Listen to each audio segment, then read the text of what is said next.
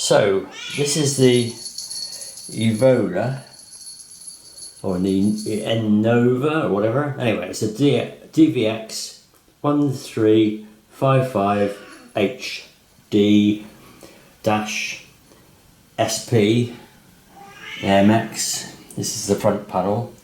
It's switched off at the moment. This is the back panel. And this is my kitten. It makes a lot of noise. And I've given him a cardboard box.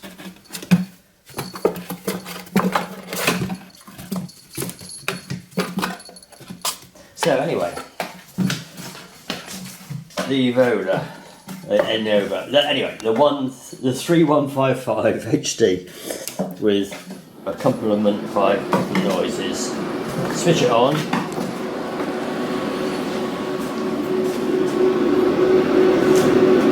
Starting up.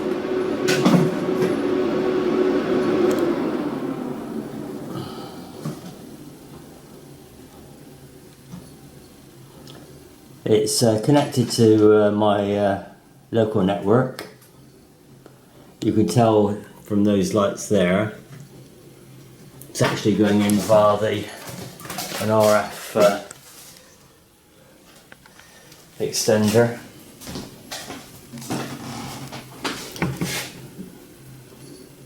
And looking on the back, it's going into down there.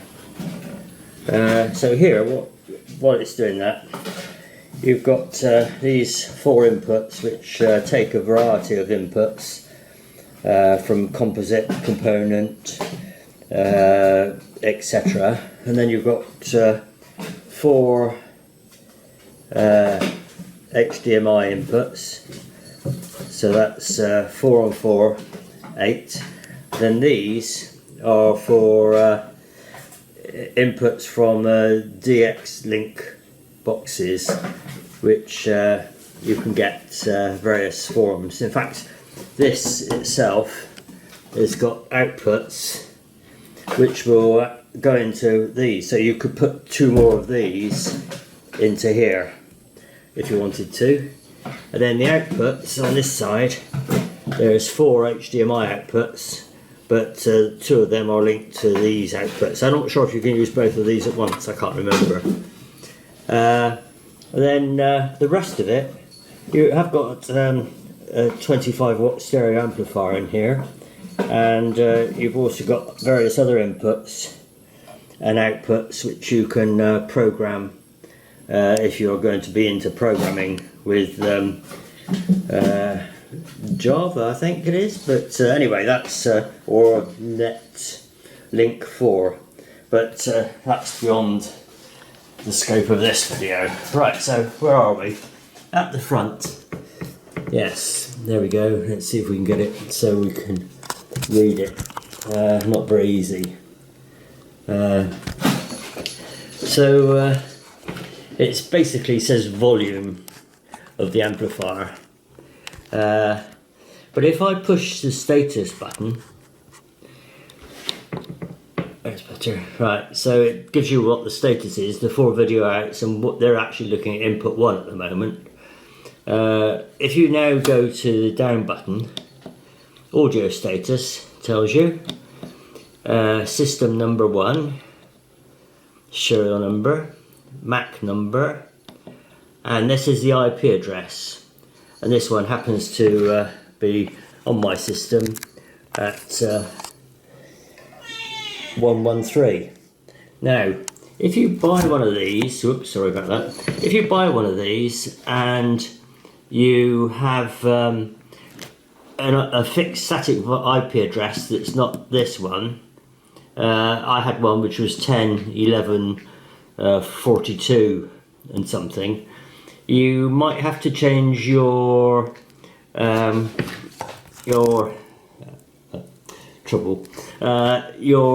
router at home, or home router, to the same IP address.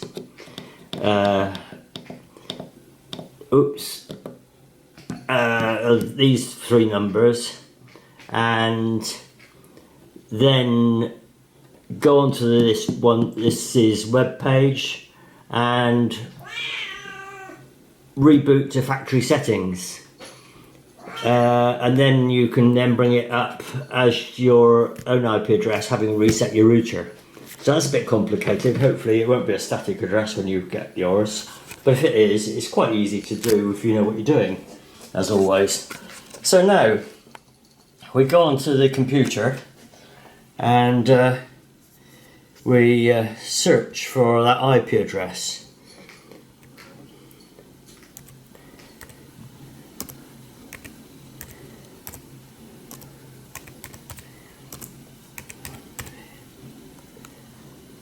And let's see what it finds.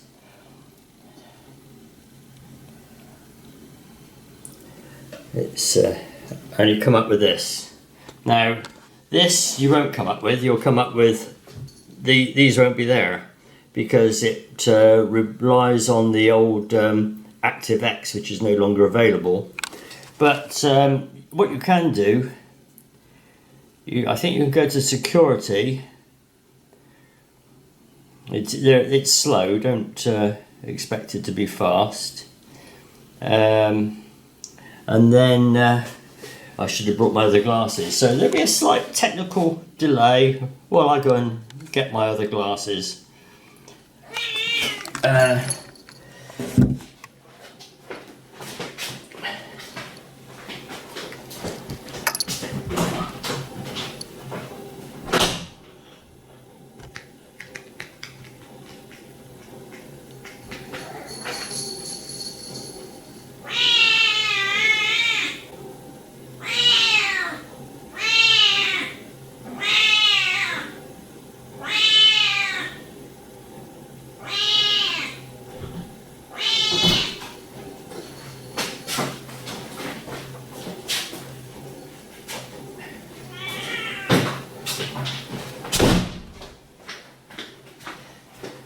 I'm not strangling the cat.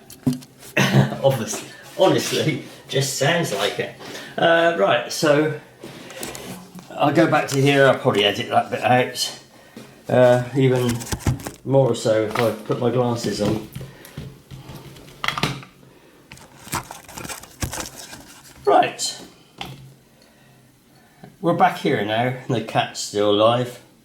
So yes, here you can go to user level. That's not what I wanted to do though. I want to let's see, it was a matter of, let's see, system level,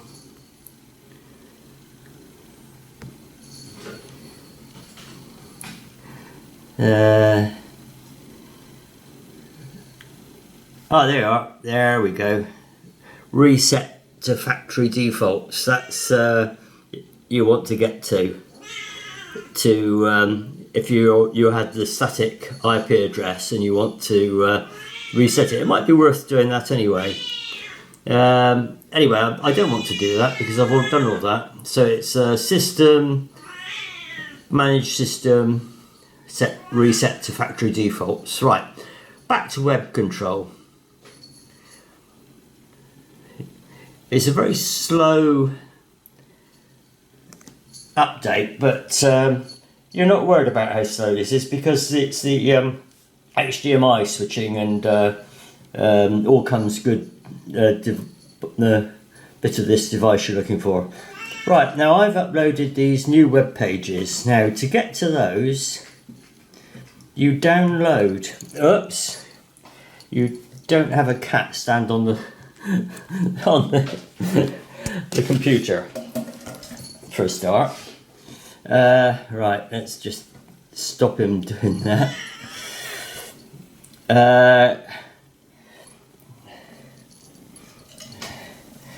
And I can tell you he's been eating a lot of food. Oops, and he's fallen off the chair, nothing to do with me. Right, I'll put a link in to download these that new DVX web pages. So you when you download it, it comes as a compressed file, which you then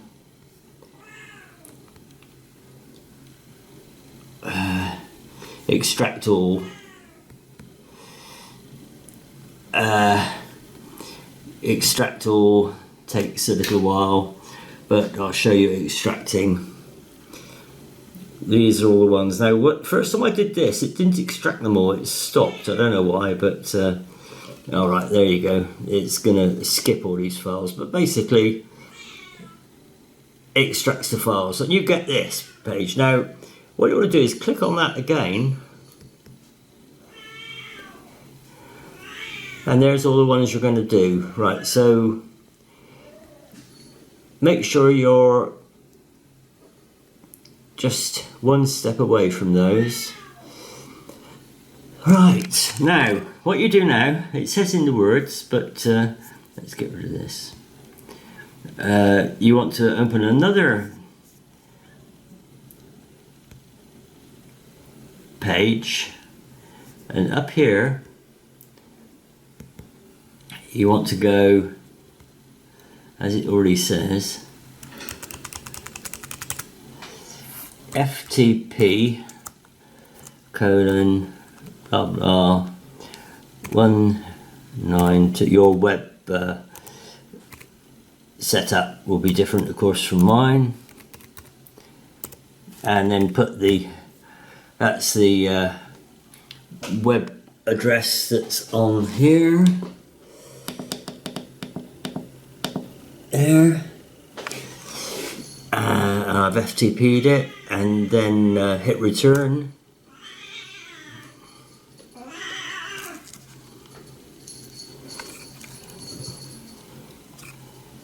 Did I hit return?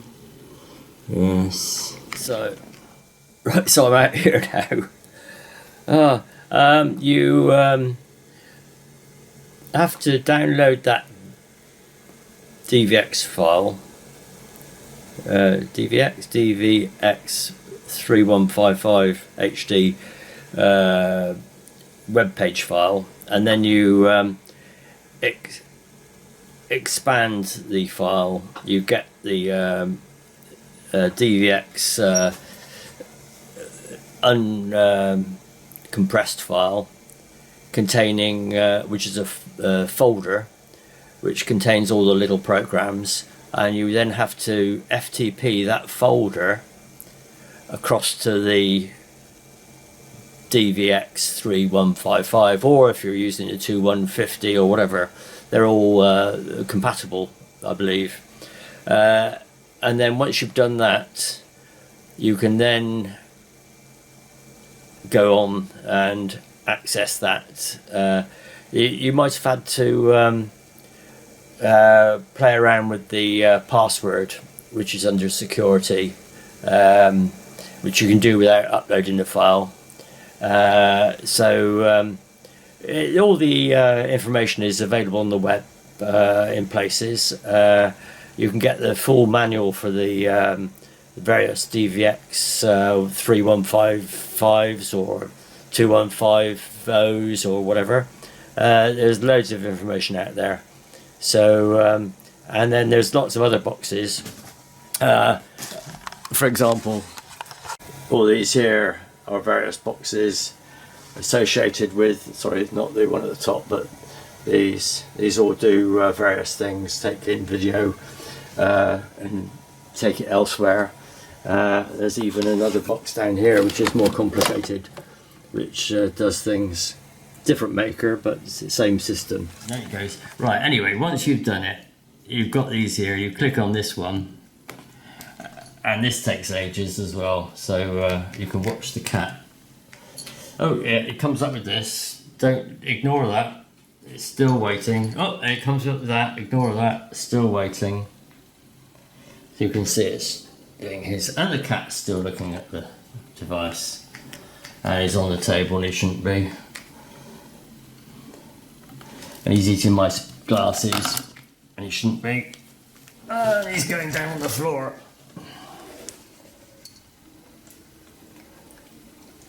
and we're still waiting, and it's doing things.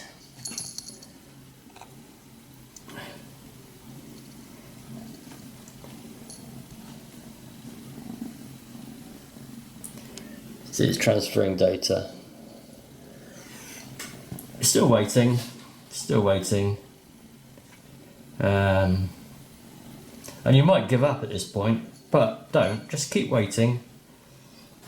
And look there, and there you are. And you've now got control of this device.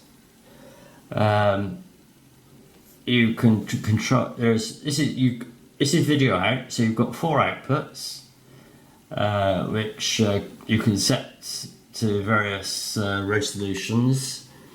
For example, 2 is set to that resolution. You can then select what output you want, what output resolution you want. You can alter the aspect ratio. I have got a cat sitting on my arm at the moment I'm holding the camera with, so you can alter the all the bits about that video.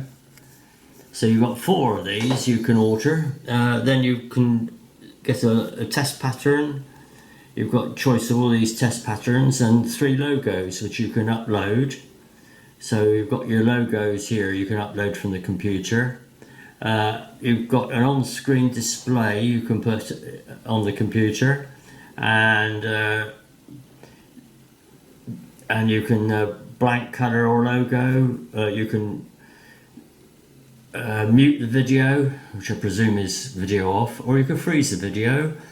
The scaling is auto manual bypass, so that's the video page, and you can copy from output 1 you can copy from 2, etc. And if you've got on output 2 you can copy from 1 or 3 or 4. Right, then you've got audio.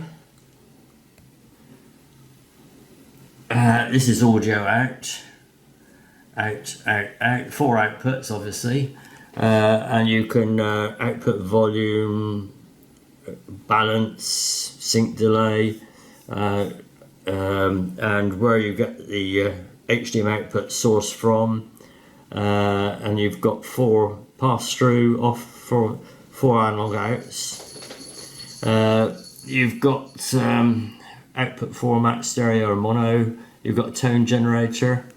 You can generate all these tones of pink noise, white noise, and then you've got a 10-band parametric equalizer. You've got input ducking, or if you like, which is like anyway, you've got 2 mic inputs as well, and then these are all outputs. So you can go back to video, and you've got video in. You've got 10 inputs. You can alter the source name. You can say which format they are.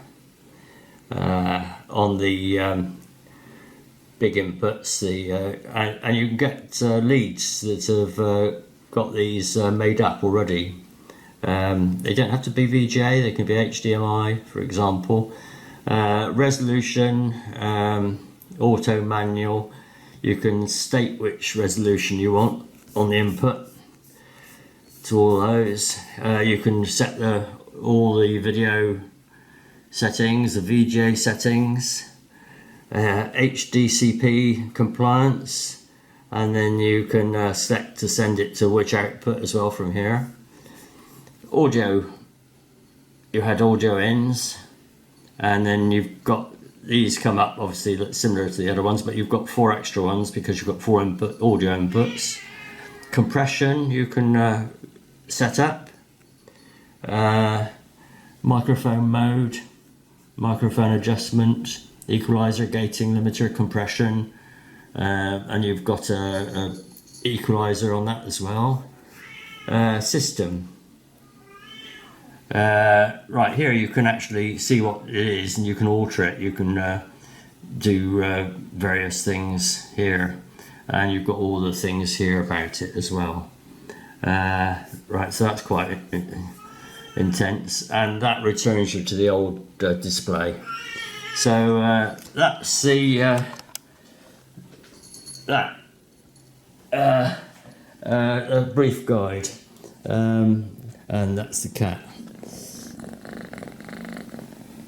So hope that helps. Now the place to look for these things, I did give a web link on the BATC forum, and it gives you how to do it again, using the FTP to download the program that does this to that, and replace the old Adobe ActiveX control page, which won't work anymore. So hopefully that's helpful. And here's the cat. Did you like that? Did you understand it? No? Did you? Was it useful? Hey? Okay. Oh, that's the end.